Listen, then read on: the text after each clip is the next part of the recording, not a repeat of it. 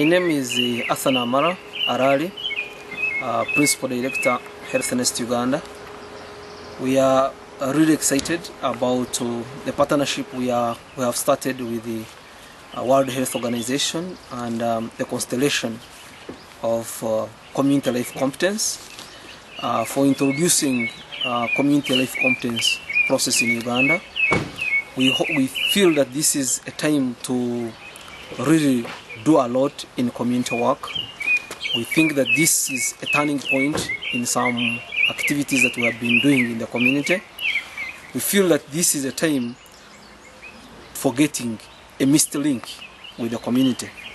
Community life competence, we are going to be specifically targeting the elderly who over the years have been left out in most of the strategic work regarding their own lives.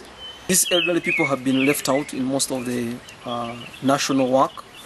The research work has targeted most of the people in the age bracket of 18 to 59.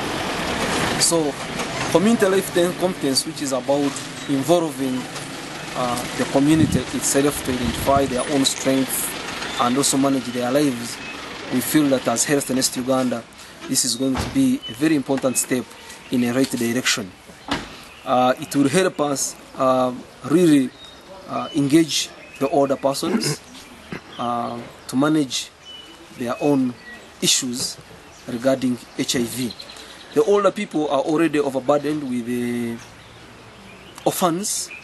They are overburdened by managing the sick, like they are older persons or older children who are infected with HIV, and they are already burdened because they are not having appropriate community programs to support their participation.